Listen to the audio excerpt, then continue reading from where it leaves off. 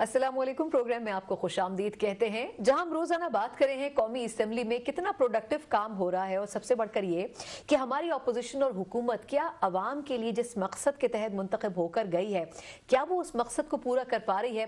अगर पिछले 2 दिन की स्पीचेस देखें तो पाकिस्तान तहरीक इंसाफ के पिछले इलेक्शन में कामयाब होने के बाद से लेकर अब तक हमें कोई प्रोडक्टिविटी नजर नहीं आ सकी है, लेकिन इसका ज्यादा इल्जाम अपोजिशन से ज्यादा हम करार दे सकते हैं हुकूमती बेंचों को।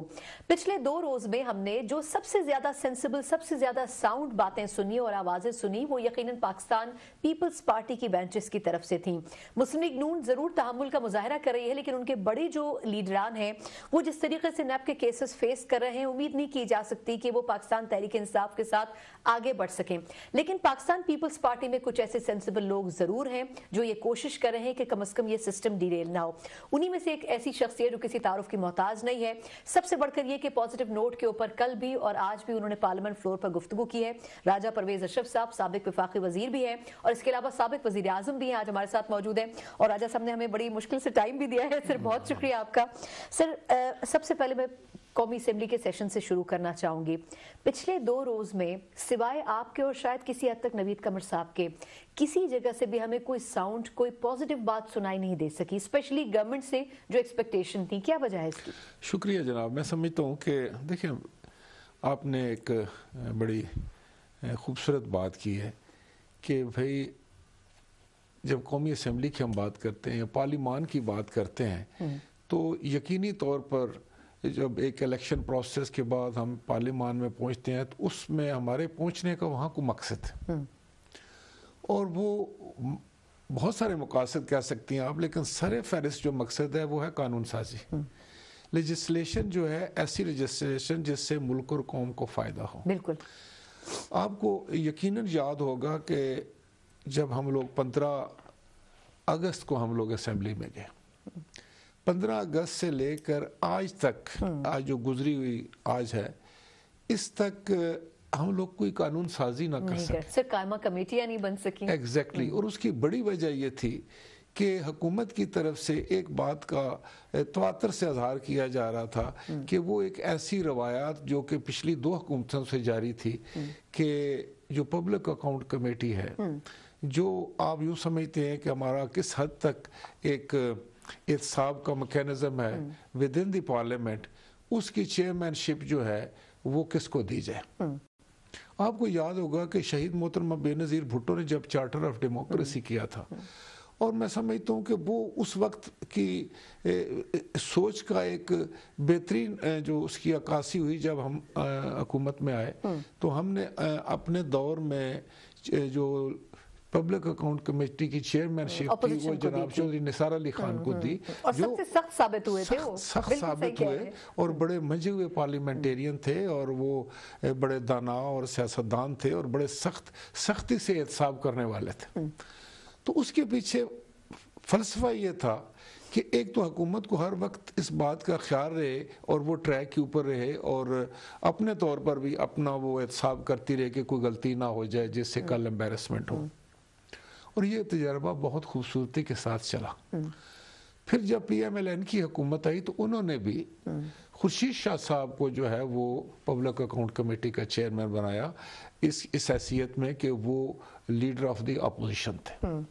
अब जब ये मामला सामने आया तो लीडर ऑफ द अपोजिशन जनाब मियां शहबाज शरीफ साहब से। अच्छा, इससे थोड़ा सा अगर मैं पीछे जाऊं सर, लेकिन जो PTI की तनकीद है वो ये है कि पिछले दौर में जिसकी हुकूमत रही वही अपना एहतसाब या अकाउंटेबिलिटी करेगा, तो ये इंसाफ कैसे होगा? ये अलग बात है कि KPK में उन्होंने खुद अपने ही बंदे को एहतसाब का सिस्टम हैंड ओवर किया हुआ है। यहाँ हमने एक जो है बड़े गौर व खौस के साथ, क्योंकि मैं समझता हूँ हुकूमत का इसमें एक पॉइंट था कि अगर मियां शहबाज शरीफ साहब पब्लिक अकाउंट कमेटी के चेयरमैन बनते हैं तो उनके भाई वजीर आजम रहे हैं, जब उनका दौर आएगा तो वो उनका एहतसाब कैसे करेंगे या उनके वो मामलात को कैसे देखेंगे या परखेंगे। तो उसका हमने हल ये निकाला था कि जिस वक्त PMLN का दौर शुरू हो, मियां मोहम्मद नवाज शरीफ साहब का बतौर वज़ीर आज़म या उनकी काबीना का जिस वक्त या उनकी जितनी भी वजारतें हैं उनका जिस वक्त ऑडिट हो, तो उस वक्त वो ऑडिट मियां शहबाज शरीफ साहब नहीं करेंगे। उनके बजाय PTI का कोई कारकुन जो है उसको सब कमेटी का चेयरमैन बनाकर ये ऑडिट उसके हवाले किया जाएगा, ताकि ये एक ऑब्जेक्शन जो आ रहा है गवर्नमेंट की तरफ से वो भी दूर हो जाए, और जो हमारी रवायत एक बनी हुई है, एक अच्छी रवायत बनी है, उसको आगे चलना चाहिए। बिल्कुल ठीक है। फिर शहबाज शरीफ साहब के केस के ऊपर पहले पीपल्स पार्टी एग्रीड नहीं थी, लेकिन फिर जब पीपल्स पार्टी के साथ भी कुछ इश्यूज के ऊपर मामला नहीं बने तो पीपल्स पार्टी ने शहबाज शरीफ साहब को सपोर्ट किया है। नहीं, हमने असूली तौर पर एक फैसला किया था कि जो है वो लीडर ऑफ द अपोजिशन को ही जो है पब्लिक अकाउंट कमेटी का चेयरमैन होना चाहिए था। आपको याद होगा कि हमारे चेयरमैन जनाब बिलावल भुट्टो जरदारी साहब को तो आकर ऑफर किया गया और मैं उसका गवाह हूं, आकर उन्होंने कहा था कि आप बन जाएं चेयरमैन पब्लिक अकाउंट्स कमेटी और हमें कोई एतराज नहीं है। लेकिन एक रवायत को कायम रखने के लिए आपको कुछ कुर्बानियां देनी पड़ती हैं। उस रवायत को कायम रखने के लिए अगर वो अच्छी रवायत है तो उस पर अमल पैरा होने के लिए आपको बहुत सारी बातों से बालातर होकर फैसले करने पड़ते हैं। तो मैं समझता हूँ कि चेयरमैन बिलावल साहब ने बहुत खूबसूरत फैसला किया। उन्होंने कहा नहीं, ये हक जो है वो अपोजिशन लीडर का है, अगर वो चाहें तो किसी और को दे दें। लेकिन अब जब मीटिंग हुई अपोजिशन की, ज्वाइंट अपोजिशन, तो उसमें यही तय हुआ कि इस रवायत को अगर हमने छेड़ा या इससे पीछे हटे तो फिर वही मसला सामने आएंगे जो लड़ाई झगड़े हुआ करते थे। तो मैं समझता हूँ कि ये खुशाइंद बात है और इसमें बुनियादी और कलीदी जो किरदार है वो स्पीकर साहब का है। स्पीकर साहब ने बड़े अक्ल से, बड़ी दाने से, बड़े हौसले से मैं समझता हूँ उन्होंने ये जो है ना मुहिम सर की है। तो इसलिए मैंने आज हाउस में भी उनको खराज तहसीन बाकी अपोजिशन का भी इसमें क्रेडिट है कि उन्होंने नून को सपोर्ट किया। अच्छा, मैं इसमें एक पॉइंट और ऐड करना चाहूंगी। पिछले 2 रोज और पिछले तमाम इजलासों की अगर बात करें, आपको याद होगा कल फवाद साहब ने बात तरबियत से शुरू की, खाकान अब्बासी साहब ने इस पे खत्म किया कि नैब जो है उसको सियासी तौर पर अगर हमें दबाने के लिए इस्तेमाल करेंगे। अच्छा, नैब पे मैं थोड़ा सा आगे बात करूंगी, लेकिन ये जो पार्लियामेंट का माहौल है, सिवाय पीपल्स पार्टी के और किसी एक पार्टी ने आगे बढ़कर ये क्यों नहीं कहा कि इस माहौल से, खास तौर पर PTI को समझाने के लिए कि कम से कम इस माहौल से आप ना कोई लेजिस्लेशन कर सकेंगे और अगर ये रिवायत बरकरार रही सर तो PTI परफॉर्म कैसे करेगी? ये बड़ा अहम सवाल था। ये मैंने कल भी जो बात की हाउस में, उसमें मेरा भी नुक्ता नज़र यही था। मैं ये समझता हूँ कि PTI में कुछ नौजवान सियासतदान हैं, वो अभी उनका नया खून है और वो अपने अंदाज से जज्बाती भी हैं, अपने अंदाज से बात करते हैं। वहाँ सीनियर एलिमेंट भी है, तजर्बाकार लोग भी हैं, और मैं समझता हूँ कि उनका किरदार जो है वो काबिल सताइश है। और बल्कि ये भी मैं समझता हूँ बड़े पढ़े लिखे लोग हैं और कई बातें तो बहुत अच्छी करते हैं, लेकिन जज्बात में किसी वक्त बह के, और वो समहाउ मैं समझ रहा था कि वो नौउम्री होती है, नौजवान होता है बंदा, नया नया जब हाउस में आता है तो वो जिस रास्ते से चल कर आए हैं वो अपोजिशन के मोड से बाहर आते हुए उनको कुछ वक्त लग गया है। अब मैं समझता हूँ कभी आ रहे हैं। आज के इस फैसले से मैं समझता हूँ कि वो यकीनन वो उनमें रियलाइजेशन आ गई है कि इस हाउस का चलना जो है, सबसे बड़ी जिम्मेदारी जो है वो हुकूमत पर है। हुकूमत इस हाउस के ऊपर खड़ी है। वज़ीर आज़म साहब के जितने इख्तियारात हैं वो इस हाउस से लेते हैं, और हाउस ही मंबा है हर चीज़ का। और अगर खुदा ना खास्ता ये डिसफंक्शनल हो गया या ये परफॉर्म ना कर सका तो हुकूमत कैसे परफॉर्म करे? ये अंडरस्टैंडिंग खान साहब को नहीं है आपके ख्याल में? मैं समझता हूँ कि मुझे ये चीज़ दुख से कहनी पड़ती है। हालांकि खान साहब मैं समझता हूँ कि उन्होंने खुद कुछ ऐलानात ऐसे किए थे। उन्होंने फरमाया था कि मैं हर 15 दिन के बाद आया करूंगा और सवालात का जवाब मैं खुद दूंगा। और कल मैं देख रहा था कि टेलीविजन के ऊपर भी बड़ा ये चल रही थी पटियां और ये ऐलान हो रहे थे कि वो आ जाएंगे, लेकिन आज भी वो नहीं आए। हो सकता है मसरूफ हों, आ जाएं, लेकिन मैं समझता हूँ कि प्राइम मिनिस्टर का पार्लियामेंट के अंदर आना जो है वो उसकी अपनी इज्जत और तौकीर में इजाफा करता है। और हमने बतौर पाकिस्तान पीपल्स पार्टी, हम 2 वज़राए आज़म थे, जनाब यूसुफ रज़ा गिलानी साहब, वो भी बड़ी तवातर से आते थे, बड़ी पाबंदी से आते थे। मैंने भी कोशिश की कि मैं ज़्यादा से ज़्यादा अपनी मौजूदगी जो है वो यकीनी बनाऊं। गिलानी साहब इसमें बाजी ले गए थे सबसे ज़्यादा, और मैं समझता हूँ कि उन्होंने वो यकीनी वो बाजी ले गए थे। मुझसे भी ज़्यादा, मेरा तो वक्त भी कम था, उनका टेन्योर ज्यादा था, लेकिन वो बड़े पाबंदी के साथ जो थे वो पार्लियामेंट में आते थे, और उसकी वजह से पार्लियामेंट को यकीनन बड़ी इज्जत और तौकीर मिली और उसके असरात जो थे वो पूरे मुल्क पर आए। ठीक, अच्छा, ब्रेक से पहले सर मुझे एक और जिस इशू के ऊपर आपसे बात शुरू करना کرنی ہے. آپ نے بھی کہا کہ پی ٹی آئی کے جو لوگ ہیں ان کا نوجوان ہے, گرم خون ہے, جذباتی بھی ہو سکتے ہیں, لیکن آپ نے کہا کچھ باتیں وہ صحیح بھی کرتے ہیں. اگر میں کل کی مراد صحیح سب کی بات لوں, ٹھیک ہے انہوں نے پاکستان پیپلز پارٹی کو کوٹ نہیں کیا, بٹ انہوں نے کہا, ویسے وہ اس سے پہلے بھی کہہ چکے ہیں کہ کتنے ارب ڈالر پاکستان سے باہر موجود ہے جو لانے, 200 ارب ڈالر کے قریب انہوں نے فگر دیا تھا, وہ اس پر بھی قائم نہیں رہ سکے. انہوں نے کہا کہ 7 لوگوں نے این آر او مانگا نون لیگ کے, ان میں سے ایک شخص ابھی بھی پارلیمنٹ میں موجود ہے. یہ جو بڑے بڑے دعوے پاکستان تحریک انصاف کرتی ہے, ہو سکتا ہے اس میں کچھ گراؤنڈ ریالٹی ہو, بٹ آپ کے خیال میں حکومت میں رہتے ہوئے پہلے تو ایسے دعوے کرنے چاہیے, اور اگر کر رہے ہیں تو بار بار اپوزیشن بینچوں سے سوال ہوتا ہے کہ آیا آپ ان کے چند لوگوں کے نام بتا دیں. آپ کے خیال میں کس بیسس کے اوپر پی ٹی آئی دعوے کرتی ہے؟ دیکھیں میں آپ کو بتاؤں کہ یہیں سے نا وہ نوجوان ہیں اور ویسے تو بڑا از ویری انٹیلیجنٹ, میں نے جو ان کی باتیں سنی ہے اچھا اس کا جذبہ بھی ہے, لیکن کئی دفعہ میں سمجھتا ہوں کہ تجربہ بڑا چیز ہے. زندگی جو چیز آپ تجربے سے سیکھتے ہیں شاید وہ کہیں اور سے میسر نہیں ہوتی. تو اب انہوں نے اتنا بڑا دعویٰ فلور آف دی ہاؤس کر دیا کہ 7 لوگ مجھ سے این آر او مانگ رہے ہیں. اب پوری اپوزیشن جو ہے وہ ان سے کہہ رہی ہے کہ بھائی آپ نام بتائیں. اب میں سمجھتا ہوں کہ اگر تو ان کے پاس معلومات ہے اور انہوں نے یہ دعویٰ کر دیا تو ان پر بہت بڑی ذمہ داری آ گئی. ثابت کریں. بالکل ان کو ثابت کرنا پڑے گا, ان کو وہ نام لینے پڑیں گے, اور جن کو نام لیے جائیں گے ان کو فلور دینا پڑے گا کہ وہ اپنی صفائی میں کیا کہتے ہیں. تاکہ دیکھیں نا, ایک آپ جب حکومت چلا رہے ہوتے ہیں تو یہ بڑا سنجیدہ مسئلہ ہے. یہاں پر آپ ادھر ادھر کی ہانک نہیں سکتے, آپ کو غیر ذمہ دارانہ بیان بھی نہیں دے سکتے, اور فلور آف دی ہاؤس کے اوپر کھڑے ہو کے مائک لینے کے بعد اگر آپ کوئی غلط بیانی کرتے ہیں تو وہ بہت بڑا میں سمجھتا ہوں کہ پارلیمانی نظام میں اس کو یو ٹرن کہیں گے سر, یہ بالکل میں سمجھتا ہوں کہ یو ٹرن کہیں یا اس کو کہیں کہ وہ غیر ذمہ دارانہ گفتگو ہوگی ہے. لیکن یہ ہم اس وقت کہہ سکیں گے جب ان کی طرف سے نام سامنے آ جائیں اور وہ جن کے نام آئے ہیں وہ اپنی صفائی میں کیا کہتے ہیں. بالکل ٹھیک. اچھا, نیب کے حوالے سے ہم نے جہاں بات کی ہے, صرف پاکستان تحریک انصاف نیب کے بارے میں بات نہیں کرتی, بلکہ شہباز شریف صاحب سے لے کے پیپلز پارٹی کی بینچز تک کوئی بھی نیب کی کارکردگی سے مطمئن نظر نہیں آتا. اس پہ ہم نے تھوڑا سا ان ڈیٹیل بات کرنی ہے. ایک مختصر وقفے کے بعد ہمارے ساتھ رہیے گا.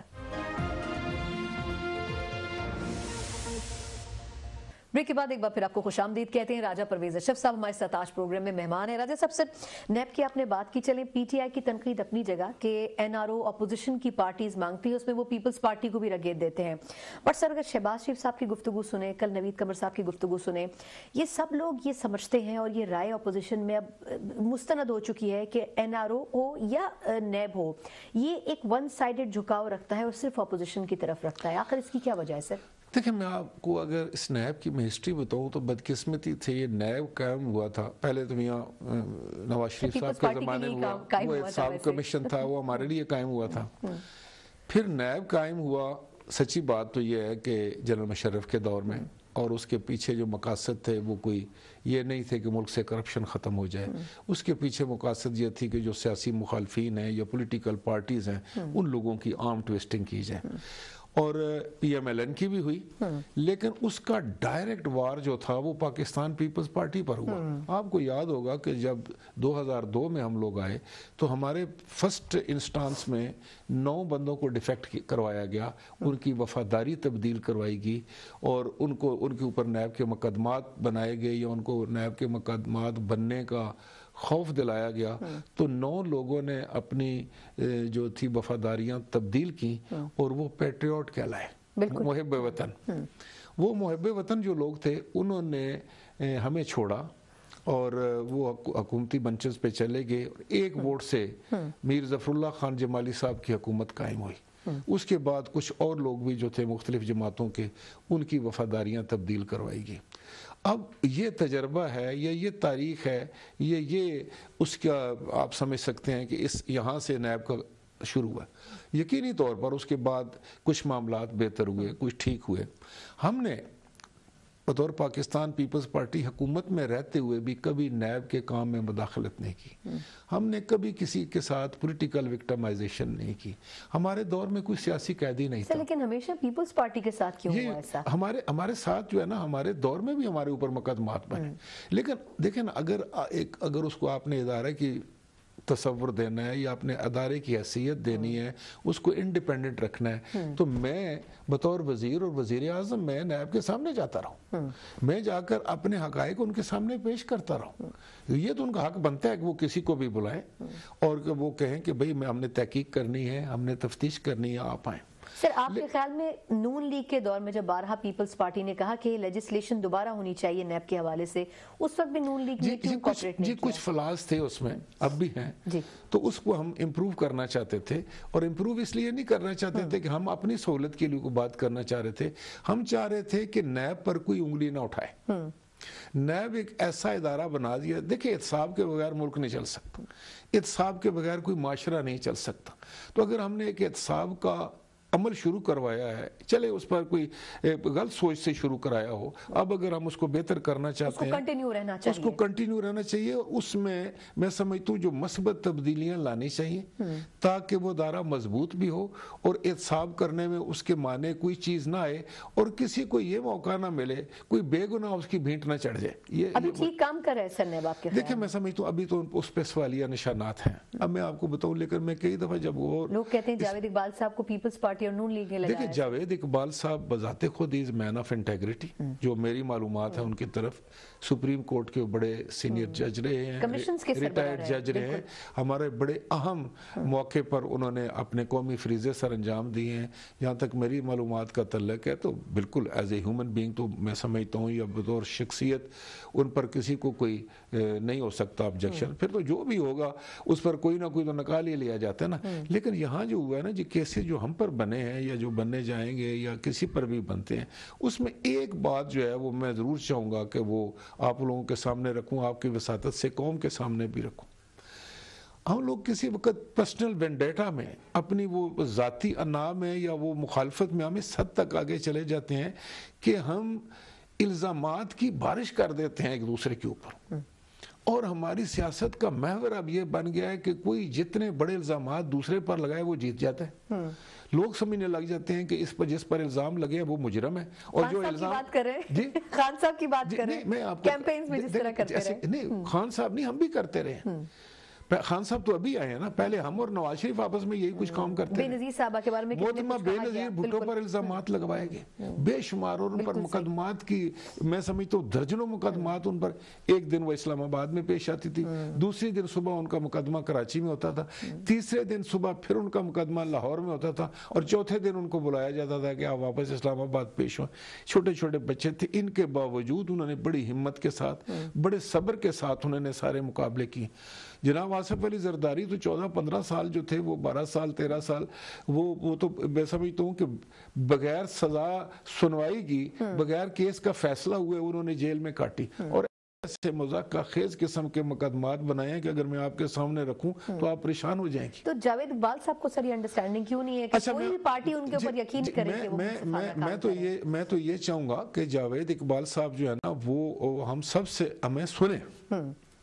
وہ ایک ایسی پوزیشن پر ہے، کانسٹیٹیوشنل ان کے پاس پوزیشن ہے، حکومت اور اپوزیشن دونوں نے ان پر میں سمجھتا ہوں کانفیڈنس کر کے ان کو اس عہدے پر لے کر گئے، تو اب ان کو چاہیے کہ حقائق کا وہ خود بھی دیکھیں۔ لیکن جو بات میں سمجھتا ہوں کہ سب سے زیادہ غلط ہو رہی ہے وہ یہ ہے کہ عدالت میں جا کر فیصلہ ہونا ہے، تحقیق کرنی ہے نیب نے، لیکن یہاں نہیں ہو رہا ہے۔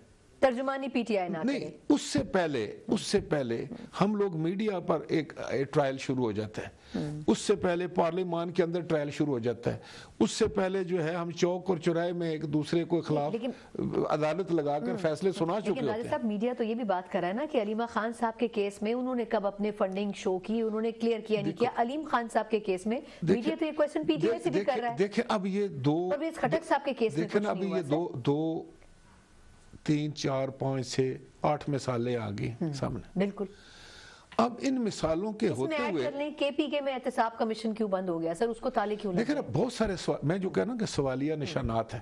آج بھی میں سمجھتا ہوں کہ لیڈر آف دی اپوزیشن نے اپنی تقریر میں اس طرف نشاندہی کی، اس سے پہلے جو پی ایم عباسی ہیں انہوں نے باقاعدہ لسٹ ایک دی ہے کہ دیکھیں بھائی، اور میں نے اگر آپ کو یاد ہوگا تو یہ کہا تھا کہ انصاف کی تشریح یہ ہے کہ اگر ایک جیسے کیسز ہوں تو ان کا ایک جیسے فیصلہ کیا ہونا چاہیے۔ بالکل، اور میں یہ سمجھ समझता हूँ कि अभी हम इर्तकाई मनाजिल तय कर रहे हैं। अभी हम इस बात पर बहुत खुश हो जाते हैं सियासत में, जो कि बहुत ही गलत बात है, कि हम एक दूसरे पर इल्ज़ामात लगाकर समझते हैं कि हमारी जीत इसमें है कि दूसरे पर इल्ज़ामात आ जाए। सर, अवाम का आसान सा सवाल ये है कि आखिर पीटीआई के केस, पीटीआई ने मना नहीं किया कि आप एहतसाब ना करें, उनके केसेस में रफ्तार क्यों स्लो है, अपोजिशन के केसेस में क्यों रफ्तार? देखिए बस ये जो मसला है, जिस दिन ये ठीक हो गया उस दिन के बाद एहतसाब पर लोगों को यकीन आ जाएगा। मसला कहाँ से है सर, यही तो मैं देखिए मसाइल बहुत हैं। हुकूमत वक्त जो है वो मामलात करती है, सिर्फ पीपल्स पार्टी ने नहीं किया, मैं दावे के साथ कह सकता हूँ। हमने अपने केसेस को डिफेंड किया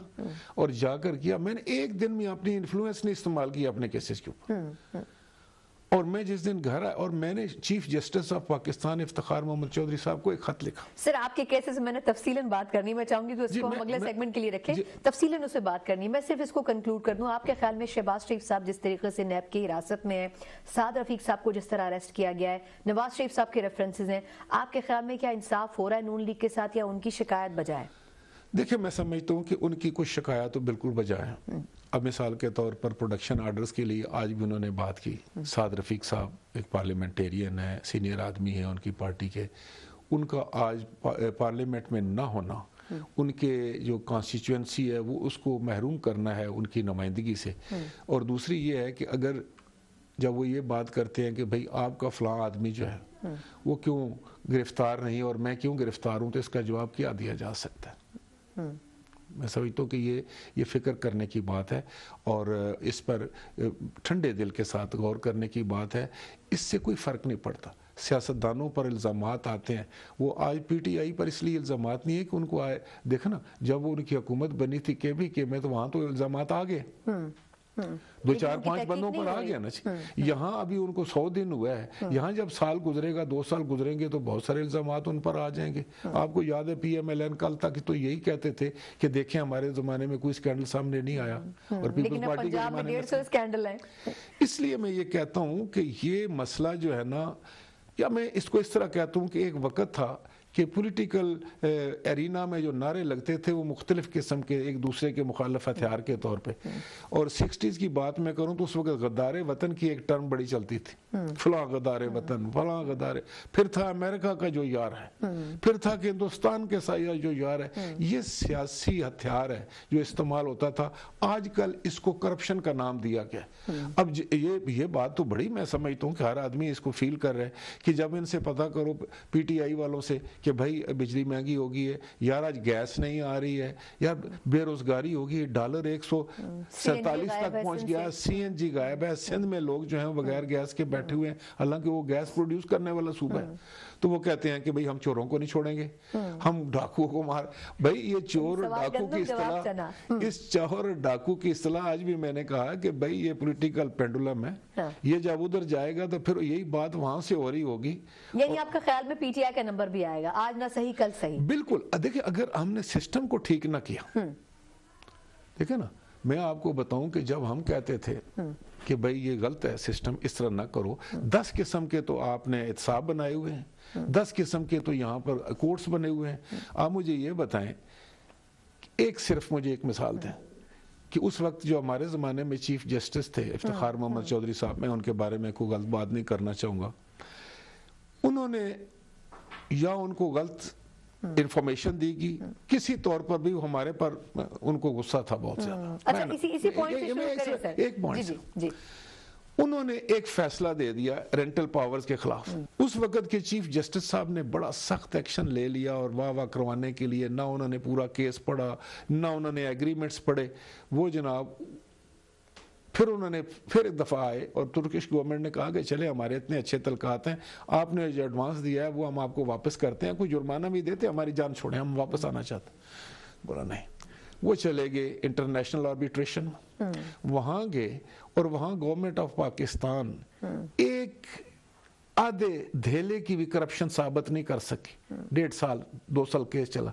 उन्होंने तकरीबन $1 बिलियन का अवार्ड पाकिस्तान के खिलाफ दे दिया। 1 अरब 80 करोड़ डॉलर का जुर्माना। 1 करोड़ اور وہ 1 کروڑ جو 1 ارب جو تھا نا جی وہ اب 1.5 خرب روپیہ بنتا ہے. اب انہوں نے کیا کیا کہ میں پرسوں ترسوں اخبار میں پڑھ رہا تھا کہ انہوں نے کہا کہ اس کو امپلیمنٹ کرنے کے لیے اوورسیز میں جو پاکستان کے اثاثے ہیں ان کو قبضے میں لے لیا جائے گا. آپ کے جہازوں کو روک سکتے ہیں, آپ کی ایمبیسیز کو سیل کر سکتے ہیں.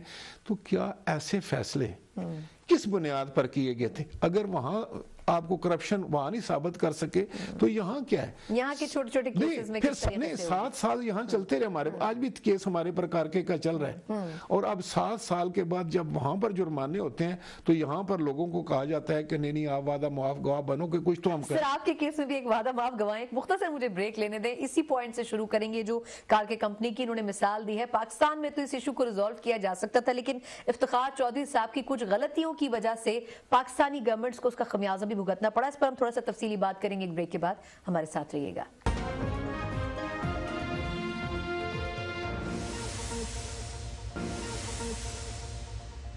بریک کے بعد ایک بار پھر آپ کو خوش آمدید کہتے ہیں. راجہ پرویز اشرف صاحب آج ہمارے مہمان ہیں. راجہ صاحب, سر آپ نے جو کارکے کمپنی کی بات کی اس میں ہمیں اچھی طرح یاد ہے سر کہ وہ افتخار چودھری صاحب نے بغیر, جس طرح آپ نے خود بھی بریف کیا کہ اس کیس میں زیادہ انہوں نے پڑھنے کی کوشش نہیں کی, لیکن انہوں نے ایک بڑا کراس لگا دیا سر. لیکن وہ کیسز ابھی بھی چل رہے ہیں. میاں صاحب کے جب ریفرنسز ختم ہوں گے تو نندی پور سے لے کے یہ تمام ریفرنسز آپ کے بھی اور گیلانی صاحب کے دوبارہ شروع ہوں گے. ایک تو مختصراً یہ کہ یہ جو احتساب کورٹ ہے اس پہ میاں صاحب تو بہت تنقید کر چکے ہیں, بٹ آپ لوگوں کی ایکسپیکٹیشن کیا ہے کہ کتنا منصفانہ ہوگا؟ دوسرا ایک جو جنرل مینیجر ہیں رینٹل پاور کیس کے حوالے سے جو اس پروجیکٹ کے تھے وہ وعدہ معاف گواہ بن چکے ہیں اس کیس میں, تو اس پر کیا کہیں گے؟ دیکھیں, جو ایک بنیادی طور پہ جب ہماری روایت یہی ہے, ہمارا طور طریقہ بھی یہی ہے انفارچونیٹلی, کہ جب استغاثہ کو کچھ چیز نہیں ملتی, کوئی ثبوت نہیں ہوتا ان کے پاس. دیکھیں آپ مثال کے طور پہ انہوں نے یہ کیا تھا, بڑے عجیب تھی بات کہ بھئی ملک میں بجلی ہے, یہ جان بوجھ کر بجلی نہیں بناتے تاکہ رینٹل پاور لگایا جائے. نمبر یہ پوائنٹ تھا, اور یہ کہتے تھے جتنی بجلی کی ضرورت ہے ملک میں پیدا ہو سکتی ہے. انفارچونیٹلی اس میں خواجہ آصف صاحب جو تھے اس کے مدعی بنے ہوئے تھے, وہ سپریم کورٹ چلے گئے تھے, آپ کو یاد ہے. بالکل. اب پھر دوسری وہ بات یہ کرتے تھے کہ انہوں نے راہ چلتے ہوئے لوگوں کو ایڈوانس دیا ہے, اور وہ کوئی کمپنیز وغیرہ نہیں ہے, اور ان کو ایڈوانس دے کے تو اس میں سے انہوں نے پیسے لے لیے. اب جب ایڈوانس واپس جمع ہو گیا اس کے اوپر آپ نے 14% انٹرسٹ بھی لے لیا. کارکے نے نہیں جمع کرایا, آپ انٹرنیشنل کورٹ آف آربیٹریشن میں کیس ہار گئے, تو پھر مجھے بتائیں کہ یہ کیا جواز ہے؟ جواز یہ ہے کہ جب پولیٹیکل کیسز کو اتنی آپ ہوا دے دیتے ہیں, اتنا میڈیا پر اس کا شور شرابہ ہو جاتا ہے, تو ہر آدمی اس کو وڈرا کرتے ہوئے بھی ڈرتا ہے کہ یار میں کروں گا, پتہ نہیں کہ یہ کل تو اس کا بڑا شور شرابہ تھا, یہ کیس کیسے ختم ہو گیا. ہم اس معاملے کا میں تو کم از کم شکار ہوں. 7-8 سال ہو گئے اس بات کو. میں نے ایک دفعہ بطور وزیر اعظم افتخار محمد چودھری صاحب کو خط لکھ دیا. میں نے لکھا کہ نہیں سنیں, میں نے لکھا کہ جناب والا میں چیف ایگزیکٹو ہوں اس ملک کا, یہ میرے اوپر یہ الزامات آتے ہیں, آپ ایسا کریں کہ آپ اپنی مرضی کا کوئی کمیشن بنائیں اور اس کے ساتھ اپنی مرضی کے انویجیلیٹرز وہ انویسٹیگیٹرز لگوائیں, بیسٹ آف دی بیسٹ, اور مہینے 2 مہینے میں اس کا کوئی مسئلہ سامنے آنا چاہیے. اگر ہم مجرم ہیں تو ہمیں سزا ملنی چاہیے. اگر ہماری غلطی نہیں ہے تو پھر آپ کو روز ہمیں رگیتا ہے, 100 چینل ہمیں رگید رہا ہوتا ہے, ہم کسی سے کہہ بھی کچھ نہیں سکتے, چپ کر کے دیکھ رہے ہوتے ہیں. انہوں نے کیا کیا, اس سے پہلے صرف چند ہفتے پہلے انہوں نے اپنے بیٹے کے معاملے میں کہا کہ نہیں, انہوں نے یہ ریمارکس دیے کہ نیب کون ہے, نیب تو بیکار لوگ ہیں, آپ کو تو انویسٹیگیشن کرنے نہیں آتی, آپ کو میں کیس یہ نہیں دوں گا, میں کمیشن بناؤں گا اپنے بیٹے کے لیے. اور انہوں نے ڈاکٹر شعیب سڈل کو کمیشن کا ایک 1 مین کمیشن بنایا. میں نے ان سے استدعا کی کہ آپ یہی کمیشن بنا دیں میرے لیے, جو انویسٹیگیٹ کرے, یہی بنا دے. ڈاکٹر شعیب سڈل اگر آپ سمجھتے ہیں کہ ایک ایماندار پولیس آفیسر ہے تو بنائیں ان کو, ان کے ساتھ اور بھی لگا دے انویسٹیگیٹرز جو آپ سمجھتے ہیں, تو میرا فیصلہ آ جائے گا نا. انہوں نے پتہ ہے کیا کیا, انہوں نے یہ کیا کہ جب میرا ٹینیور ختم ہوا تو پہلا خط جو مجھے ملا وہ کنٹیمپٹ آف کورٹ کا نوٹس تھا, اور اس میں لکھا تھا کہ آپ نے چیف جسٹس کو خط کیوں لکھا ہے, اور آپ نے پرائم منسٹر کا پیڈ کیوں استعمال کیا ہے. اب بتائیں میں کیا کروں. وعدہ معاف گواہ سے آپ کے خیال میں کوئی فرق پڑے گا؟ نہیں, میں دیکھوں, میں آپ کو بتاؤں کہ پھر انہوں نے ایک اور بھی کوشش کی. انہوں نے میرے وقت کا جو سیکرٹری تھا پاور کا, اس کو لنڈن لے گئے اس انٹرنیشنل کورٹ آف آربیٹریشن میں, اور کہا جناب کہ یہ وعدہ معاف گواہ بن گیا, یہ ابھی وٹنس ہے. اس نے ان کو پوچھا نام کیا ہے اس کا, انہیں بولا یہ تو ایکیوز تھا خود, آپ نے پہلے اس کو ایکیوز لکھا تھا, اب آپ اس کو لے آئیں گواہ بنا کر, یہ ہم اس کی گواہی نہیں لیتے. اسی طریقہ سے جب بنیادی طور پر جب केस था ही कुछ नहीं, सच्ची बात है। वो भी एक लंबी दास्तान है, मैं इस वक्त नहीं इस पे छेड़ना चाहता। वैसे पिछले टेन्योर में स्टार्ट किए गए थे मुशर्रफ साहब के दौर में, जो आपने पहले मैं आपको बताऊं कि ये 2006 में लगे थे, जनरल मुशर्रफ साहब के दौर में लगे थे। उस वक्त भी यही GM थे, जो WPPO उसको कहते हैं, प्राइवेट पावर के जो ऑर्गेनाइजेशन थे उसके वो इंचार्ज थे, MD थे। वो मेरे बाद भी वो रहे हैं। मैंने तो अगर 10 में छोड़ दी थी वजारत तो वो 13 तक रहे।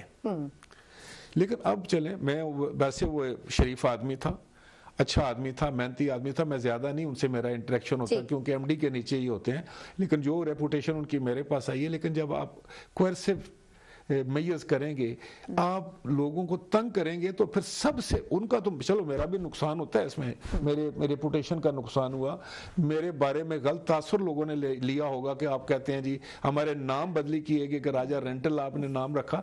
लेकिन मैं ये कहना चाहता हूँ कि जब ये सारी बातें करते हैं तो कोई ये नहीं सोचता कि उसके असरात उस ऑर्गेनाइजेशन पर क्या पड़ते हैं। इसलिए मैंने आपको कहा था कि मैं ये चाहूंगा, मेरी ये रिक्वेस्ट होगी कि चेयरमैन नैब जो है वो मुझे भी सुने। क्या देखो ना, एक बड़ा केस है ना, मैं एक प्राइम मिनिस्टर, देखिए मैं इस वक्त ये नहीं कहता कि उसको क्या हुआ, मैं हर आदमी अपनी जिम्मेवारी लेता है। मैं कहता हूं कि अगर चेयरमैन साहब मुझे सुनते हैं, मैं उनके सामने हकायक रखूं कि ये है जी, आप खुद बता दें, आप सुप्रीम कोर्ट के जज रहे हैं और मुझे पता है कि कायदे कानून और ये मामलात समझने में वो आम आदमी से तो ज्यादा बेहतर समझते हैं ना, बल्कि बहुत बेहतर समझते हैं। इसलिए मैं ये चाहूंगा, मैं आपकी वसातत से भी उनको रिक्वेस्ट करूं कि मैं उनको मिलना चाहूंगा। मैं उनको खत भी लिखूंगा कि मैं आकर मिलना चाहता हूं आपसे। मेरे सारे केसेस कोर्ट में हैं और मैं चाहता हूं कि वो केसेस 7-8 साल और आइंदा भी 3-4-5 साल इनका कोई फैसला होता मुझे नजर नहीं आ रहा है। ये पॉसिबल नहीं है। बिल्कुल ठीक। इसलिए आपने नंदीपुर की बात की। सर, नंदीपुर में एक चीज और जरूर ऐड ऑन कर दूं कि अब उसमें फर्द जुर्म आयद होनी थी, लेकिन मियां साहब के रेफरेंसेस की वजह से आप पे और बाबर अवान साहब पे नहीं हो सकी। आपके ख्याल में सर उस प्रोजेक्ट के डिले होने और उसमें अरबों खरबों रुपए का नुकसान होने का जो जिम्मेदार है वो कौन है बेसिकली? देखिए मैं आपको, डॉक्टर साहब हैं या आप अपने आप को? देखिए मैं आपको एक बात बताऊं, मेरा तो प्रोजेक्ट से कोई लेना देना ही नहीं था, इस वजह से कि मेरे आने से पहले वो सारा कंप्लीट हो चुका था प्रोजेक्ट। बिल्कुल ठीक। और जब मैं आया तो ये रफड़ पड़ गया, ये मसला सामने आ गया कि मिनिस्ट्री ऑफ, जो मेरी मिनिस्ट्री थी, ये उनको खत लिख रही थी कि ये तब्दीली करना चाहते हैं, तो लॉ उसको वो तब्दीली करने की इजाजत नहीं दे रहा था एग्रीमेंट में। मैं आम फैम लफ्जों में समझाता हूँ ताकि पब्लिक को समझ आए। तो ये 1.5-2 साल ये मामला चलता रहा, बल्कि इससे भी ज्यादा चला ये मामला। उसके बाद सुओ मोटो लिया सुप्रीम कोर्ट ने। सुप्रीम कोर्ट ने रहमत जाफरी का 1 मैन कमीशन मुकर्रर किया 2011 में, जो सुप्रीम कोर्ट के रिटायर्ड जज है। उन्होंने तकरीबन कई माह इस पर लगाकर एक 94 सफ़े की जो थी ये रिपोर्ट सबमिट की और वो रिपोर्ट जो थी वो एक्सेप्ट हुई। उसके बाद ये रेफरेंस आने की क्या गुंजाइश थी, ये क्यों आया रेफरेंस? तो ये वो सवाल आते हैं जो मैं चेयरमैन साहब से जाकर गोशगुजार करना चाहता हूँ जाती तौर पर। चलिए, और ये भी नहीं है कि मैं बिल्कुल मैं पब्लिक ही कैमरे के सामने उनसे बात करना चाहता हूँ। मैं एक मुल्क का शहरी हूँ, मैं आज भी मेंबर हूँ कौमी असेंबली का, मेरी राइट है, और उसके बाद मैं इस मुल्क का वजीर आजम रहा हूँ। तो वो आज अगर नैब के चेयरमैन है तो मैं उनके पास जाना चाह रहा हूँ, उनको हकायक से आगाह करना चाह रहा हूं। आपकी जो अपील है वो बिल्कुल हम कोशिश करेंगे वो आवाम तक भी पहुंचे, लेकिन एक मुख्तसर वक्फा, उसके बाद सिर्फ राजा परवेज अशरफ या गिलानी साहब ही नहीं बल्कि खुद पाकिस्तान पीपल्स पार्टी की जो टॉप लीडरशिप है, चाहे बिलावल साहब हो चाहे जरदारी साहब हो, उनको भी मुख्तलिफ केसेस में बुलाया जा रहा है और कोशिश की जा रही है कि वो उन केसेस में कॉपरेट करें। लेकिन उनके भी कुछ सवालात हैं जो वो नैब या इन इंक्वायरी करने वाले इदारों से रखते हैं, उसमें भी थोड़ा सा कॉमेंट इनका लेंगे। एक मुख्तसर वक्फे के बाद हमारे साथ रहिएगा।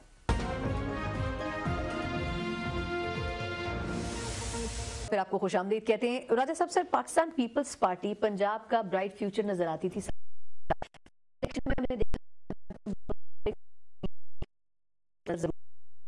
तरह पिछले सेगमेंट में बात कर रहे थे, अगर मैं क्विकली पहले उस पर एक पॉइंट पर अगर आ जाऊं कि बिलावल साहब जब इंक्वायरी उनसे की जा रही है, मतलब इससे ज्यादा मजाहिया बात क्या हो सकती है?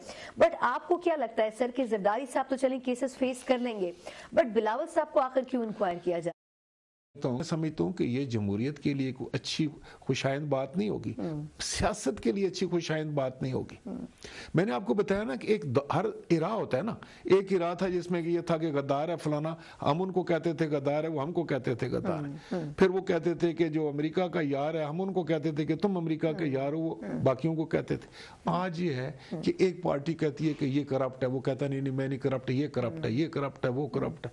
बात ये है कि करप्शन अगर किसी ने की है तो उसके लिए आपके पास इदारे हैं ना, नैब तहकीक करे, उसके बाद तहकीक करने के बाद चालान आप सबमिट करते हैं, कोर्ट में जाकर नैब को साबित करना होता है कि कहाँ हुई है करप्शन। यानी आपके ख्याल में इदारों को इंडिपेंडेंटली काम करने दे। वजीर आजम का कोई काम नहीं है कि वो कहे कि मैं सुबह उठ के 50 आदमी फांसी लगा दूंगा, कोई मिनिस्टर कहे कि मैं डी चौक में इतने बंदे को मैं वो फांसी दूंगा। में किसका असर है नैब पे सर, इदारों का या हुकूमत? देखिए मैं आपको कहता हूं कि इस वक्त आप नैब को उसके हाल पर छोड़ दें, किसी पर ट्रस्ट भी तो करना पड़ता है ना, और उनको इंडिपेंडेंट करें। अगर किसी का कसूर है तो वो भुगते, अगर नहीं कसूर तो उनको इतना टाइम तो देना कि उसका केस तो पढ़ लें। सर मेरा क्वेश्चन ये है कि आपके ख्याल में किसका असर है इस वक्त, इंडिपेंडेंट क्यों नहीं हो पा रहे वो? देखिए मैं आपको एक तो बताऊं, एक तो ये जो है ना, नैब का कोई कंट्रोलिंग मिनिस्ट्री होनी चाहिए। मेरे ख्याल में इस वक्त तक भी जो उनके बहुत सारे मामलात हैं, उस दिन मैं सुन रहा था चेयरमैन साहब को, वो कह रहे थे कि हमारे जो है ना वो फंड रोक लेते हैं, हमारे मामलात में फाइनेंशियल जो है वो क्रंच की तरफ लेके जाते हैं। तो ये हरकत बिल्कुल नहीं होनी चाहिए। अगर आप इस तरह से उनकी आर्म ट्विस्टिंग करेंगे तो उनके पल्ले क्या छोड़ेंगे? देखे ना, ये आज अगर चीफ जस्टिस हैं सुप्रीम कोर्ट के, तो वो उस वक्त चीफ जस्टिस हैं जब आप उनकी इज्जत और तौकीर में इजाफा करते हैं। मैं बतौर वजीर आजम खुद जाकर चीफ जस्टिस, उस वक्त के चीफ जस्टिस या बेंच के सामने अगर आई बो माई हेड, इसलिए कि मुझे रोल मॉडल बनना है, मुझे अपने मुल्क की अदालतों का एहतराम करना है, इसीलिए मुझे अपने मुल्क के तहकीकी और तफ्तीशी इदारों का भी एहतराम करना है। अच्छा, लास्ट 2 मिनट है सर मेरे पास, मुझे 2 चीज़ों का क्विकली सर जवाब दे दें। एक तो ये कि पाकिस्तान पीपल्स पार्टी पंजाब में, जो मैंने अभी शुरू में भी जिक्र किया, रिवाइवल की तरफ क्यों नहीं जा सकी, और अगर आपको लगता है कि बिलावल के टेकअप करने के बाद पार्टी को, आपको क्या लगता है कि अगले इलेक्शन में Pakistan Peoples Party specially Punjab में दोबारा रिवाइव कर सकेगी? सिंध में तो स्टेबल है। और दूसरा, पीटीआई का सर मुस्तकबिल आप क्या देख रहे हैं? 5 साल पूरे करते नजर आ रही है। देखिए मैं आपको एक बात बताऊं कि बिलावल साहब को बहुत थोड़ा वक्त मिला इस दफा, वो निकले और वाकई उनके निकलने के उनके बड़े बहुत अच्छे असरात आए। देखिए पॉलिटिकल पेंडुलम तो आपको पता ही, मैं हमेशा कहता हूँ कभी लेफ्ट जाता है, कभी राइट जाता है, कभी आगे कभी पीछे। लेकिन पिछली दफा अगर हमारे पास 2 सीटें थी असेंबली में, तो इस दफा हमारे पास 7 सीटें पंजाब से के साथ मिले और कहेंगे कि इस वक्त कौन सी लीडरशिप है, असेंबली में उनका किरदार कैसा है, वो बोलते कैसे हैं, उन अपने आप को कैसे कंडक्ट कर रहे हैं, उनकी सोच कैसी है। एक नौजवान लीडर होने के बावजूद मैं समझता हूँ स्टेटमैनशिप का अगर मुजाहरा किया जा रहा है तो बिलावल भुट्टो साहब। कुछ अर्से पहले सिंध में एक स्पीच में जरदारी साहब ने मैसेज किसको दिया था कि आप हमारा साथ दें, पीपल्स पार्टी का साथ दें, हम बेहतर लेजिस्लेशन लाएंगे, वो पर किन की तरफ इशारा करके कह रहे थे? मेरे इल्म में ये बात नहीं है। चलें ठीक है। अच्छा, लास्ट क्वेश्चन से, पाकिस्तान तहरीक इंसाफ आपको लगता है 5 साल पूरे करेगी? देखिए हमारी तो ख्वाहिश थी और अब भी है, क्योंकि हम चाहते हैं कंटिन्यूटी रहनी चाहिए। 7 सीटों पे खड़ी हुई है ये, और वो लेकिन जिस तरह ये कंडक्ट कर रहे हैं मामलात को और जज्बात में आकर ये कर रहे हैं, और कुछ लोगों का अभी देखा ना 4 महीने, ये मसला तो दूसरे दिन भी हल हो सकता था। आपने क्यों 4 महीने इंतजार किया? यही बात आपने करनी थी। तो आप क्यों ये इसको अना का मसला बनाकर बैठे रहे कि नहीं नहीं हम नहीं करेंगे, हम पब्लिक अकाउंट कमेटी नहीं बनाएंगे, जबकि आपके इल्म में होना चाहिए था कि बगैर कमेटीज के लेजिस्लेशन नहीं हो सकती।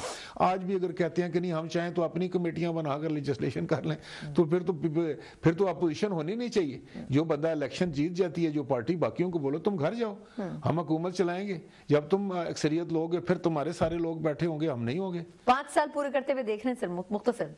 मैं इस वक्त तो इस पोजीशन में नहीं हूं, मैं दुआ कर सकता हूं कि ये करें। मुझे पॉलिटिकल स्टेबिलिटी की मैं समझता हूं कि मेरी ख्वाहिश है कि मुल्क में एक सियासी इस्तेहकाम आए, और वैसे मैं चाहता हूं, मैंने हमेशा ये बात की है कि 100 दिन में इनकी परफॉर्मेंस को जज नहीं करना चाहिए, इनको 4-6 महीने और देने चाहिए। चलिए, बहुत शुक्रिया राजा परवेज अशरफ साहब के साथ एक बहुत ही दिलचस्प नशिस्त रही। बहुत से सवाल बाकी हैं, किसी और नशिस्त के लिए छोड़ते हैं। प्रोग्राम से मुझे इजाजत दीजिए। अल्लाह हाफिज।